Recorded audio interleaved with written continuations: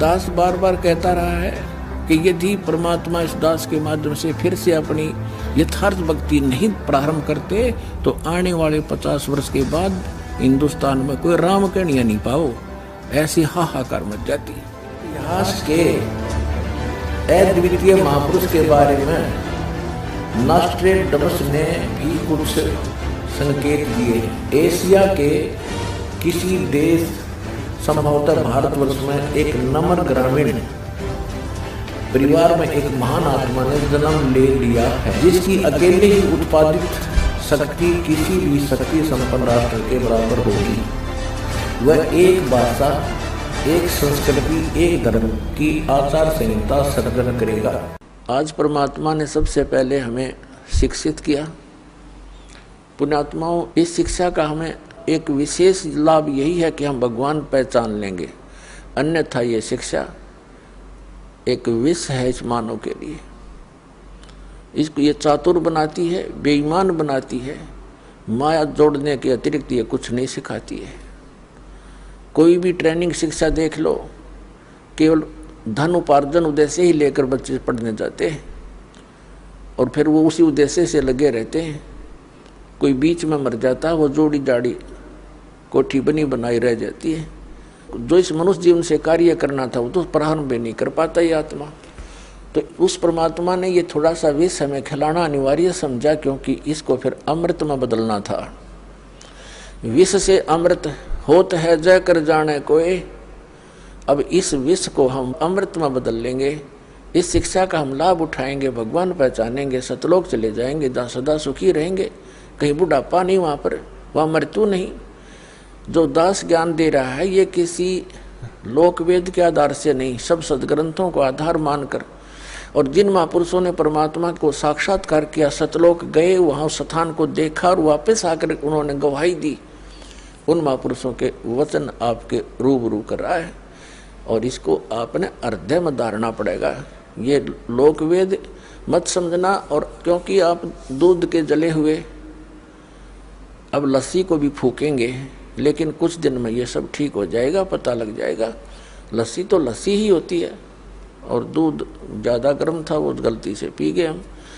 तो ऐसे अब ज्ञान हो जाएगा, फिर हम आपकी ऐसी प्रबल इच्छा बनेगी वहाँ जाने की, डटते नहीं डट सकते। इस ज्ञान के आधार से फिर भक्ति का ऐसा प्रेशर बनेगा। देखो, हम बुढ़ापे में देखते हैं, कहते हैं इसका दिमाग काम नहीं करता, बुढ़ा कहें कुछ, सोचा कुछ, बोला कुछ। क्योंकि वृद्ध अवस्था में जैसी भी क्रियाएं हम करते रहे, वो शरीर में पूर्व जन्म की जो थोड़ी बहुत बैटरी चार्ज थी, संस्कार शुभ थे, उन्हीं को मनुष्य जीवन प्राप्त होता है, वो खत्म हो गए। तो हम भक्ति के प्रेशर से एज इट इज माइंड बना रहेगा और एक करट लगी रहेगी। जब शरीर छूटते ही एक कदम आपका सतलोक के अंदर होगा, क्योंकि यहाँ की तो आपको पता ही लग जाएगा। यहाँ से तो आप छक कर दुखी हो लोगे। और पहले बुढ़ापा हमारे लिए एक कैर था, अब वृद्ध अवस्था हमारे लिए वरदान सिद्ध होगी। क्योंकि पहले हम अज्ञानता के कारण इसी क्रिया को फाइनल मान रहे थे, हमारा काम पूरा हो गया, कभी मृत्यु हो जाए, चाहे दुखी रहें, चाहे भुगतें, चाहे किसी प्रकार पड़े पड़े अंदर ही टट्टी करते रहते थे। बूढ़े बुढ़िया देखिए हमने, वो कह रहे थे हमारा काम पूरा हो गया, बस ठीक से। तो अब हम उन दुखों से एक चिंतित होवांगे और फिर इस बुढ़ापे से छुटकारे के लिए एक विशेष कसक बनाएंगे सतलोक में जाने की। और जहाँ आशा तहाँ बासा हुई और भक्ति साथ होनी चाहिए। भक्ति बिना वहाँ कौन रखेगा अपने को। तो ये भक्ति का मार्ग आपको ऐसा मिल गया है कि कुछ ही समय में आप भक्ति से परिपूर्ण हो जाओगे। थोड़े ही करने से घना लाभ मिलेगा। जैसे एक तो सारा दिन मजदूरी करे, 200 रुपये प्राप्त करे। एक ऐसा सेठ साहूकार ऐसा बिजनेस करता है, रोजाना का 1 लाख रुपए का गल्ला ले जाता है, तो वो कितना धन एकत्रित कर रहा है। इसी प्रकार आपको ऐसा मेथड दिया जाएगा भक्ति का, जिसके एक श्वास की इतनी कीमत बढ़ जाएगी। तो उस आप में आस्था भगवान की बनी रही ना। तो काल तो नास्तिक करवाना चाहता है कि इनके आस्था हट जा भगवान से।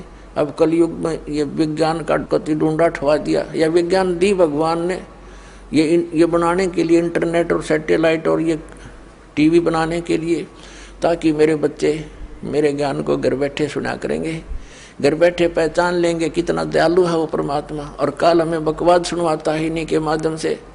सारा दिन मीडिया में क्या सुनते हो, कोरी बकवाद, सारा जो दिमाग को खराब करने वाली, अंतःकरण मलिन करने वाली बातें आती हैं, एक भक्ति मार्ग को ना छोड़कर। और भक्ति मार्ग क्या दे रखा है नकली संतों ने, कोरी बकवाद घट रहे, कख नहीं पता इनको। तो सब तरह से हटा दिया हमारे अंतःकरण को, और हम नास्तिक होने के कागार पर खड़े थे। जब यह भक्ति प्रारंभ ना होती तो ये सत्कर मान लेना। अब दया करी परमात्मा ने, फिर से बीज पड़ेगा सभी के अंतःकरण में। और अज्ञान से हम गलतियां करते थे, ज्ञान से उनको छोड़ देंगे। कबीर साहब कहते हैं अपनी वाणी में,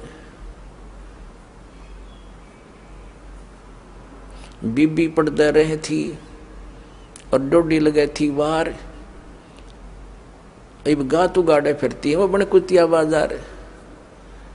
वो नवाबों की औरतें, राजाओं की स्त्रियां पर्दों में रहा करती थी, डोडी आगे उनके पैर लगा करते थे। कोई गैर व्यक्ति, ऐसा वैसा व्यक्ति हमारे घरों में प्रवेश ना हो जा। और ऊंचे घर की बहू बेटियां कहलाया करती थी। सत्संग में जाने से वो बेइज्जती मानती थी, हमारी इज्जत नहीं रहेगी। हमारे बहू बेटियां यदि सत्संग में संतों के पास चली गई थी, अब वो कुतिया बनी अंडे बिना नी वस्त्र फिर रही है उस बाजार के अंदर सरेआम। बिरन माटी करवा दी एक राम नाम बिना, इस झूठी चोचलों ने। तो क्या बताते हैं, बीबी पर्दे रहे थी और डोडी लगे थी बार, इब गा तू गाड़ी फिरे वह बन कुतिया बाजार। वो पर्दे की सुंदरी सुनो संदेशा मोर, अब गा तू गाड़े फिरती है वो करे सरायों शोर। अब परमात्मा हमें याद दिलाना चाहते हैं, नक बेसर नक पे बनी वो पैर थी हार हमेल, और सुंदरी से कुतिया बनी सुनो काल के खेल। अब क्या बताया है कि तो पहले तो वो क्योंकि काजू किशमिश के हलवे खाया करती थी, काजू किशमिश युक्त, और जूठे छोड़ा करती, उसको बांधिया खाती थी। क्योंकि वो पिछले पुण्यक्रम की बैटरी चार्ज थी उसकी, उसने खो खंडा खराब कर दिया। आगे कुतिया बन के एक टूक के लिए गलियों में धक्के खाती फिर, शोर करती फिर। तो इन दुखों को याद करके पुण्यात्मा परमात्मा याद आवेगा आपके। अभी तो हम अफलातून बन गए, क्योंकि हमने जो ट्रेनिंग मिली है संसार से, वो तो धन कमाने की ही मिली है, संसारिक परंपराओं को निभाने की ही मिली है। परमात्मा के पाने की तो सतगुरु ही बताते हैं। एक ये पुस्तक है पुरानी सी, हाथ लगी है किसी भगत का।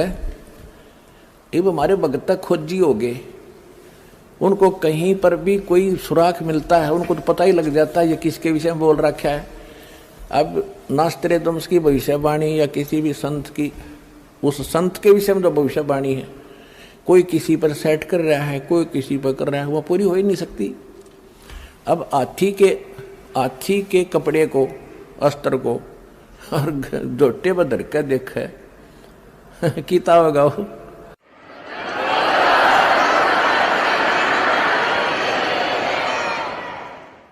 वो तो हाथी पे फिट होगा, वो जिसका है। ये देखिएगा, ये एक पुस्तक है, एक पुरानी फटी पुरानी सी है किताब। ये देखो, युग निर्माण की सुनिश्चित संभावना, ये तो इसका नाम है, टाइटल है। लेखक है इसका बलराम सिंह परिहार, प्रकाशक है युग निर्माण योजना, गायत्री तपोभूमि मथुरा से। बस इतना ही उल्लेख है इसका, ज़्यादा आगे नहीं लिखा, ये फटा हुआ ज़्यादा है। ये देखिएगा पृष्ठ नंबर 19 पे, ये पृष्ठ नंबर 19 है।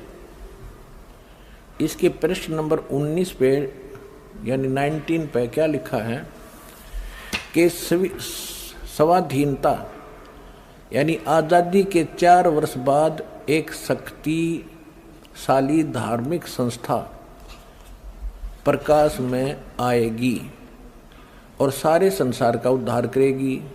उद्धारक इस संस्था का स्वामी संचालक होगा। अब यहाँ ये क्या है कि किसी एक भविष्यवाणी है, हंगरी नाम का कोई भविष्यवक्ता था, उसकी ली है इसने, अपनी पुस्तक तैयार की है, लोगों की सुना के। पड़ गया। तो इसने अपने हिसाब से इन्होंने उस पर सेट कर रखी है। इसका अर्थ ये था कि 1947 में भारत स्वतंत्र हुआ, उसके 4 वर्ष बाद दास का जन्म होया 1951 में। इसका अर्थ तो ये बनता है कि स्वाधीनता के 4 वर्ष बाद 1951 में एक संत का जन्म होगा जो धार्मिक संस्था को ऐसी बनाएगा जो पूरे विश्व का कल्याण करेगी।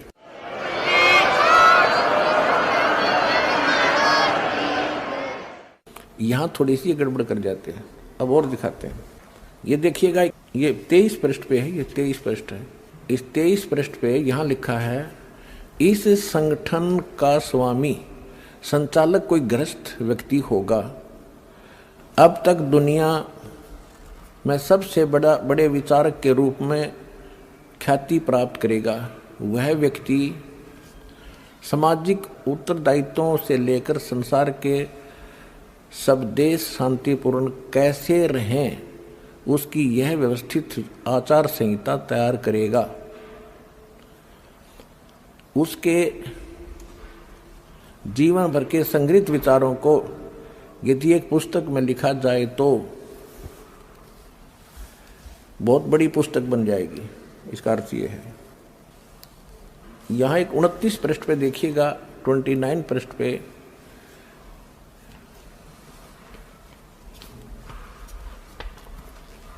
एशिया के किसी देश, संभवतः भारतवर्ष में, एक नम्र ग्रामीण परिवार में एक महान आत्मा ने जन्म ले लिया है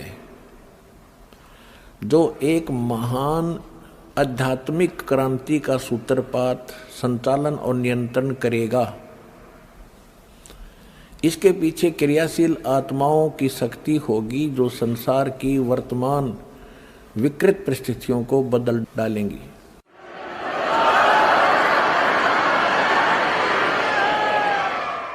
उन्नीस 1999 में ये क्या बोला गया है कि एक ऐसे व्यक्ति ने जन्म लिया है जिसकी अकेले ही उत्पादित शक्ति किसी भी शक्ति संपन्न राष्ट्र के बराबर होगी। वह एक भाषा, एक संस्कृति, एक धर्म की आचार संहिता सर्जन करेगा।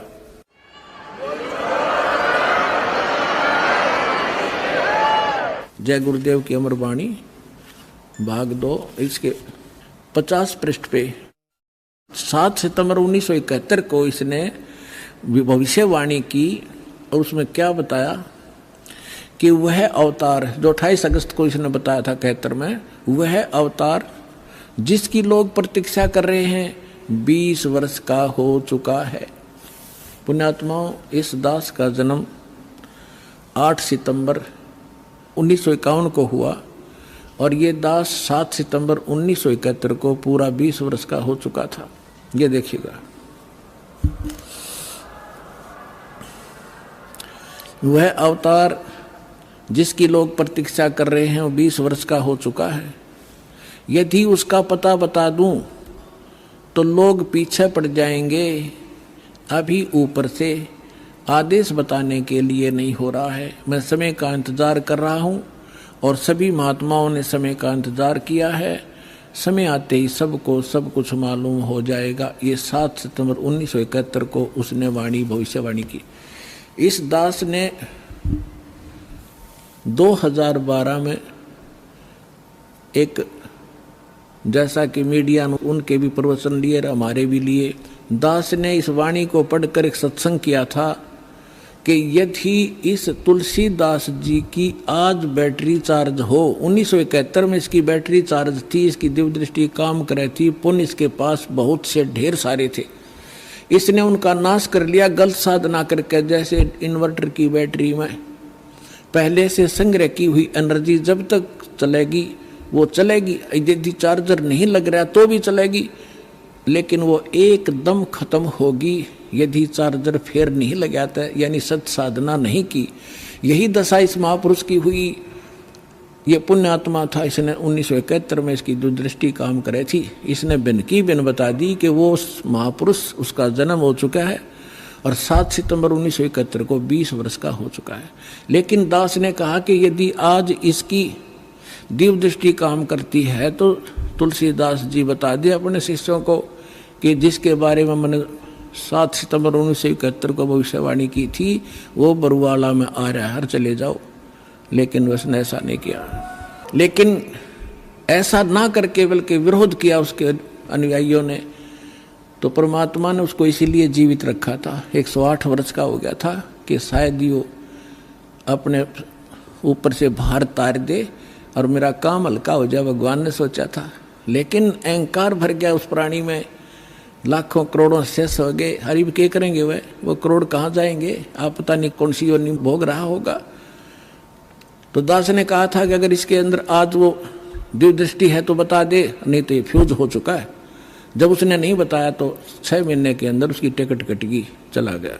और एक नास्त्रेदमस नाम के महापुरुष हुए हैं, उन्होंने भी कंप्लीट दास के ऊपर, आपने उसको पढ़ा भी होगा, ज्ञान गंगा के अंदर भी वो आपके लिए भक्तों ने बनाकर भेज रखा है, आपने पढ़ा होगा, नहीं तो पढ़ लेना। उन्होंने टू दी पॉइंट बता रखा है सारा का सारा। और आज कल एक भक्त ने किसी पत्रिका में छपी हुई एक किसी भविष्य वक्ता कोई बहन हुई है, उसकी एक वाणी यहाँ देकर गया, क्योंकि आज तो भगत हमारे पारखू हो गए, विद्वान हो गए, तुरंत समझ जाते हैं कि ये वाणी किसके लिए बोली जा रही है।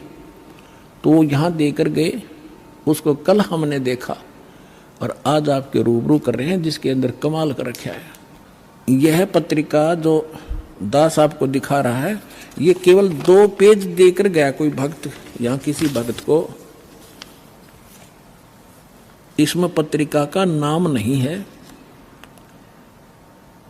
लेकिन इसमें वाणी जो लिखी है ये कमाल की है, देखिएगा, यथार्थ है। इसको फिर भक्तों ने इस YouTube पर भी खोजा है, जो का त्यों पाया है, देखिएगा। अब आपको पढ़कर सुनाएंगे। एक फ्लोरेंस नाम की भविष्य वक्ता हुई है अमेरिका में, और उसने इस दास के बारे में, एक महापुरुष के बारे में, ये तो आप कहने की जरूरत नहीं, बार बार कहना अच्छा भी ना लगता, आप पे पता लग जाएगा सब सारे लक्षणों को जब आपके रूबरू किया जाएगा। इसने कहा कि ये देखिएगा, विश्व प्रसिद्ध भविष्य वक्ता फ्लोरेंस ने भविष्यवाणी की है कि तीसरा विश्व युद्ध नहीं होगा, वह भारत के प्रयासों से टल जाएगा। एक दिव्य महापुरुष की विचारधारा से भारत में एक आध्यात्मिक लोग सत्ता में आएंगे। उस महापुरुष के अनुयायी उनकी इस नई विचारधारा को विश्व में फैलाएंगे। भारत ही नहीं, पूरे विश्व के लोग उस विचारधारा से प्रभावित होंगे। भविष्य वक्ता फ्लोरेंस की महत्वपूर्ण वाणियाँ। अब देखिए, ये है वो, पूरा देखना एक बार। ये है वो बहन जिसका फोटो है, ये चित्र बना है इस पत्रिका के अंदर। ये वो बहन खड़ी है, जैसे एक फिलोसफर की तरह इनकी दृष्टि स्पष्ट दिखाई दे रही है। अब इसके हम आगे और पढ़ेंगे तो आनंद घना होगा। इसके हमने फोटो स्टेट कर रखी है, इसमें निशान लगा रखे, इसमें कुछ उभरे हुए अक्षर हैं, अच्छे पढ़े जाएंगे। देखिए, इसमें ज़्यादा ना पढ़ के हम अपने काम का पढ़ेंगे। वो हमने 53 पर पढ़ा था, ये हमने 53 पृष्ठ है इसका, इस पर पढ़ा था। ये यहाँ 53 पृष्ठ है, यहाँ देखा था 53 पृष्ठ पे। और अब हम यहाँ पढ़ेंगे 54 पृष्ठ पे। ये 54 पृष्ठ है। अब देखिएगा यहाँ क्या लिखा है। पहले उसने बताया कि इस प्रकार बहुत सी भविष्यवाणियाँ इसकी, इराक के राष्ट्रपति सद्दाम हुसैन ने अमेरिका से युद्ध किया, इस प्रकार की बहुत सी खतरा मंडला रहा था, टल गया। फ्लोरेंस की इतनी भविष्यवाणियाँ सच साबित हुई हैं कि कोई उनकी भविष्यवाणियों पर शक तक नहीं कर सकता। वैज्ञानिक भी उनकी भविष्यवाणियों के सच होने से आश्चर्यचकित हैं। फ्लोरेंस ने अपनी भविष्यवाणी में कई बार भारत का जिक्र किया है। The fall of sensational culture नाम की अपनी पुस्तक में उन्होंने लिखा है, सन 2000 आते आते प्राकृतिक संतुलन भयावह रूप से बिगड़ेगा। यानी लोगों में दुराचार, रिश्वतखोर, हाहाकार, बेईमाना घर कर जाएगा। लोगों में आक्रोश का भावना प्रबल होगी, दुराचार पराकाष्ठा पर होगा। पश्चिम देशों के विलासितापूर्ण जीवन जीने वालों में निराशा, बेचैनी और अशांति होगी। अतृप्त अभिलाषाएं और जोर पकड़ेंगी, जिससे उनकी अपनी कटुता बढ़ेगी। चारों ओर हिंसा और बर्बरता का वातावरण होगा। गरीब संपन्न व्यक्तियों की संपत्ति छीनेंगे, ऐसा वातावरण होगा और चारों ओर हाहाकार मच जाएगा। अब देखो, अब ये भविष्य वक्ता कह रही है कि अगर वो संत ना आता तो ऐसी दशा भारत की हो जाती, लोग एक दूसरे ने लूटने लग जाते। अब इसने तुरंत फिर क्या कहा कि उस संत की विचारधारा से वो घातक माहौल टल जाएगा। देखिए, ऐसा वातावरण होगा और चारों ओर हाहाकार मच जाएगा। ऐसा हाहाकार मच जाएगा, लेकिन भारत से उठने वाली एक नई विचारधारा लेकिन भारत से उठने वाली एक नई विचारधारा इस घातक वातावरण को समाप्त कर देगी। वह विचारधारा वैज्ञानिक दृष्टि से लोगों में सामंजस्य और आपसी भाईचारा और भाईचारे का महत्व समझाएगी। वह यह भी समझाएगी कि धर्म और विज्ञान में आपस में विरोध नहीं है। आध्यात्मिकता की उच्चता और भौतिकता का खोखलापन सबके सामने उजागर करेगी। अपने आत्माओं, ये तो चलो इन भविष्य वक्ताओं का तो इतना काम समझ लो आप। जैसे परमात्मा ने विद्वान बना दिया, पृथ्वी और सूरज बना दी, सब नक्षत्र बना दिए, और अपने आप निर्धारित है कि इस समय 6:20 पर सूर्य उदय होगा। अगर कोई खगोल भगोल का ज्ञाता अब बता दे कि फलानी तारीख को 6:20 पर सूर्य उदय होगा, वो ना बताता तो भी उसी समय होना ही था वो, क्योंकि उस परमात्मा ने वो निर्धारित सिस्टम बना ही रखा है। तो ये ना बताते तो भी परमात्मा ने पहले बोल ही रखा है, निर्धारित दिन ठीक धर रखा है, वो तो ये होना ही होना था। ये बता रहे हैं तो आपके लिए और ज्यादा गोल्डन चांस है। सभी पुण्यात्माओं ने देर नहीं करनी चाहिए। महापुरुष बार बार कोई झूठ बोल रहे हैं, परमात्मा ने कहा, सब संत कहें, और ये भविष्य वक्ता बताने लग रहे जो इस देश से भी संबंधित नहीं थे, और फिर भी नहीं समझोगे तो कति बालक हो तुम, तो बुद्धि ही नहीं दी फिर आपको। देखिएगा अब क्या, जैसे दास बहुत बार आपको समझाता है, हर एक प्रवचन में परमात्मा ने जो पहले बोला था वही दास आज बता रहा है। और अभी भी बहुत से मेरे अधिकतर जितने भी प्रवचन होते हैं इसी आधार पर होते हैं कि आप क्या कर रहे हो। आप यहाँ अरबपति बन गए, खरबपति बन गए, दुनिया न लूट लूट के, और वो सारा छोड़कर चले गए। सर्व सोने की लंका थी वह रावण से रणधीरम, एक पलक में राज विराजी जम के पड़े जंजीरम। चक्रवर्ती राजा था, सारी पृथ्वी पर शासन करे था, चूहा बनकर एक बिल खोद कर रह रहा है। खा कहिए, कहते राम रट निर्धन भला, टूटी घर की छान, वह सुंदर महल किस काम के, जा भक्ति नहीं भगवान। तो यहाँ ये बताना चाह रहे हैं, ये माइन बहन ने बताया है कि वो संत की विचारधारा से आध्यात्मिकता की उच्चता और इस भौतिकवाद का खोखलापन उजागर होगा। ये हो रहा है आपके सामने, और सबकी आत्मा मान रही इस बात को, सचमुच ऐसा है। देखिए, ये कह रहे हैं कि आध्यात्मिकता की उच्चता और भौतिकता का खोखलापन सबके सामने उजागर करेगी। मध्य वर्ग उस विचारधारा से बहुत प्रभावित होगा। आप जितने यहाँ रहे हो बिल्कुल मीडियम वर्ग के बच्चे हो सारे, बिल्कुल। और देखो कैसे आप उमड़ उमड़ कर आ रहे हो, कैसे मान रहे हो दास ने जो बोल दिया फाइनल है, ना किसी को लेना है ना देना है। विवाह एक सिंपल वे से करना है। हम विवाह के ऊपर इतना खर्चा कर देते हैं, फिर आगे छूचक बात, पता नहीं कितने कुबाड़ हमने सर पर रख लिए। जब ब्रह्मा विष्णु महेश का ब्याह किया था दुर्गा ने, ना कोई भाती था ना बराती था, ना कोई जलेबी तारे था, ना कोई डीजे बजानिया था। उठाकर कह दिया, ले भाई ब्रह्मा या तेरी पत्नी सावित्री अपना घर बसा बेटा। लक्ष्मी दे दी विष्णु को, ले बेटा या तेरी पत्नी जाओ अपना घर बसाओ। और शंकर जी को पार्वती दे दी, जाओ भाई हो गया ब्याह। अरे बाकी बकवाद तो बेमतलब की है जो हम किया करते थे, अपने सिर पर बोझ धर लिया सारा जीवन इन बकवादों के लिए, जोड़े जाते, लुटे जाते, यही फूक जाते। अब देखिएगा खोखलापन उजागर कर देगी। मध्य वर्ग उस विचारधारा से बहुत प्रभावित होगा। यह वर्ग समाज के सभी वर्गों को अच्छे समाज के निर्माण के लिए उत्प्रेरित करेगा। यह विचारधारा पूरे विश्व में चमत्कारी परिवर्तन लाएगी। मुझे अपनी छठी अतीन्द्रिय शक्ति से ये एहसास हो रहा है कि इस विचारधारा को जन्म देने वाला एक महान संत भारत में जन्म ले चुका है।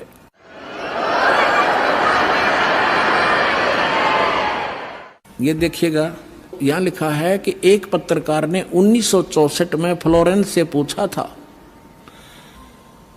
और 1980 की शुरुआत तक व्यापक उथल-पुथल 80-89 के बाद ऐसे भूकंप आएंगे कि न्यू जर्सी का कुछ हिस्सा तथा यूरोप और एशिया के कई देशों के स्थानों पर भूकंप से विदीर्ण हो जाएंगे, कुछ जलमग्न हो जाएंगे। तृतीय विश्व युद्ध का आतंक सबके दिमाग में बैठ जाएगा।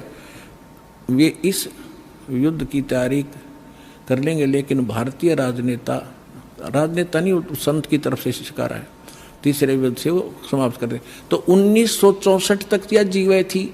1964 में तो ये युवा थी जो बता रही थी, 10, 20, 30 वर्ष और भी रहेगी, 94-95 तक यह जीवे थी। तो इसने उस समय बता दिया था, 1964 में भी इसने बता दिया था कि उसका जन्म हो चुका है। और उसको दृष्टि आगे की जो वर्तमान का जो दास की सती थी अब की है वो भी दिखाई देती। देखिएगा, मुझे अपनी छठी अंतीन्द्रिय यानी अंदर के आभास से शक्ति से ये एहसास हो रहा है कि इस विचारधारा को जन्म देने वाला वह महान संत भारत में जन्म ले चुका है। उस संत के ओजस्वी व्यक्तित्व का प्रभाव सबको चमत्कृत करेगा। उसकी विचारधारा अध्यात्म के कम होते जा रहे प्रभाव को फिर से नई स्फूर्ति देगी। चारों ओर आध्यात्मिक वातावरण होगा। ओए होए, दास बार बार कहता रहा है कि यदि परमात्मा इस दास के माध्यम से फिर से अपनी यथार्थ भक्ति नहीं प्रारंभ करते तो आने वाले 50 वर्ष के बाद हिंदुस्तान में कोई राम कहानियां नहीं पाओ, ऐसी हाहाकार मच जाती है। तो इसमें यही कहा है कि वो फिर गिरते हुए अध्यात्म सत्र को फिर से उभारेगा, इसका ये भावार्थ है।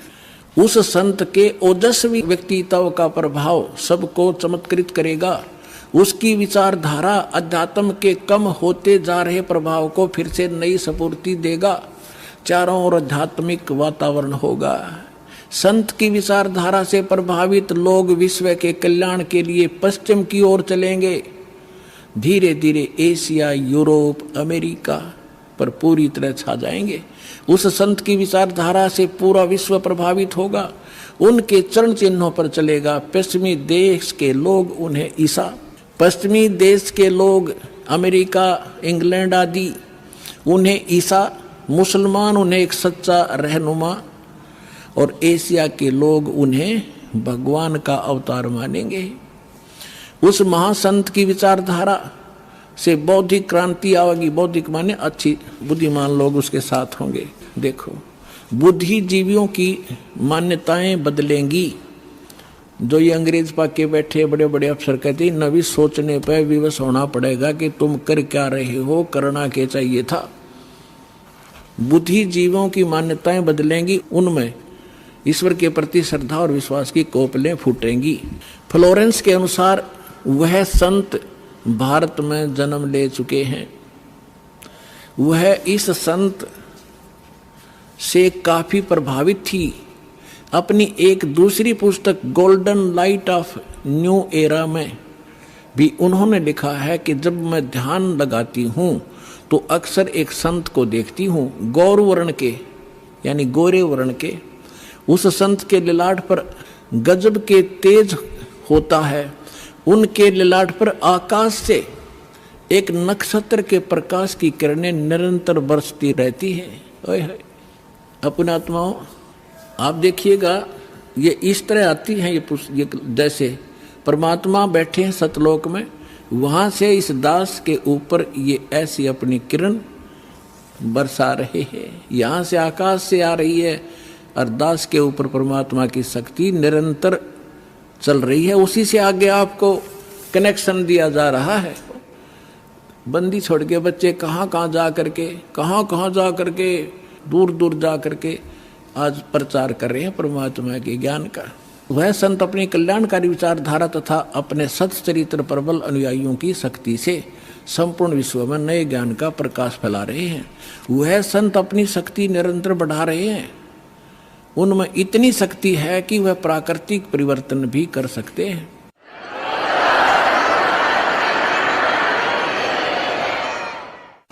वह अपना कार्य वैज्ञानिक ढंग से करेंगे। उनकी कृपा और प्रयत्न से मानवीय सभ्यता में नई जागृति आएगी।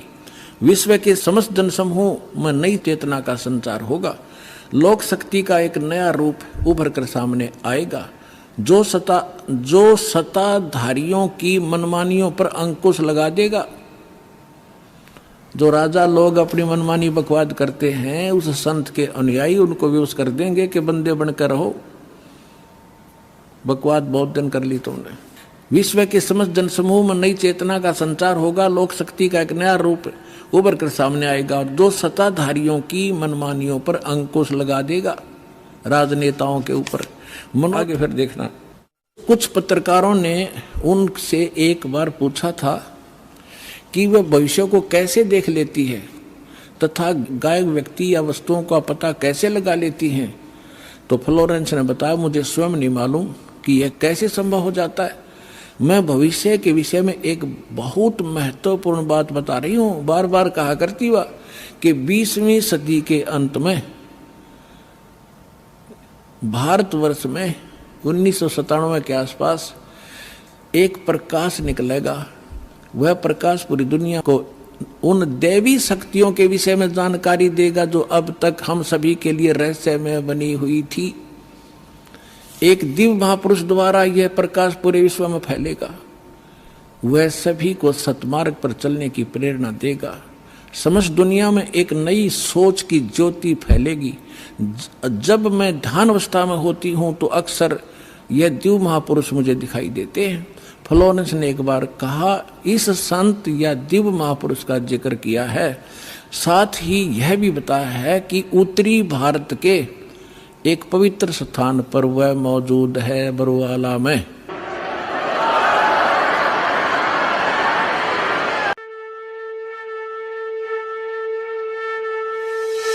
जी हाँ, जगत गुरु तत्वदर्शी संत रामपाल जी महाराज ही वो महापुरुष है जो इस पृथ्वी और मानवता का उद्धार करने के लिए हिंदुस्तान में जन्मे हैं।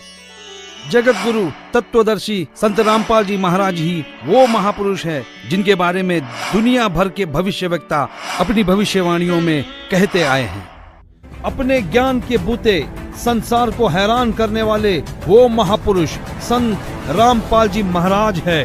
देशद्रोह का झूठा मुकदमा जिन पर लगा है वो कोई और नहीं, संत रामपाल जी ही है, जिनके सिर पर सफेद बाल है और न दाढ़ी और न मूछ है। वो संत रामपाल जी ही है। दुनिया से सारी बुराइयों को खत्म करने वाले कोई और नहीं, वो संत रामपाल जी ही है। संत रामपाल जी ने दैवीय शक्तियों का ज्ञान दिया जो आज तक संसार के लिए रहस्य बनी हुई थी। ये सारी निशानियां सदियों पहले महान भविष्यवक्ताओं ने बताई थी, जो निसंदेह संत रामपाल जी महाराज की तरफ ही इशारा करती है। जी हाँ, वो महापुरुष संत रामपाल जी महाराज ही है जिनके बारे में सारी भविष्यवाणियां की गई। संत रामपाल जी महाराज ही वो महापुरुष है जिनकी ऊर्जा से अखंड पृथ्वी पर फिर एक बार स्वर्ण युग आएगा, विश्व युद्ध भी टलेगा, मानव उद्धार भी होगा और राम राज्य फिर से स्थापित होगा। हिंदुस्तान विश्व धर्म गुरु के रूप में प्रसिद्ध होगा। ये हम नहीं, दुनिया के महान भविष्यवक्ताओं की भविष्यवाणी में कहा गया है, जो आज हमने आप तक पहुंचाया। तो बोलो जगत गुरु तत्वदर्शी संत रामपाल जी महाराज की जय। तो पुण्यात्माओं, अब समझदार को संकेत ही पर्याप्त होता है। अपना कल्याण कराओ, जितना देर से आओगे उतना ही पश्चाताप होगा। ये गोल्डन चांस है। स्वर्ण अवसर आपको प्राप्त हुआ है, इसका लाभ उठाओ। सत साहिब।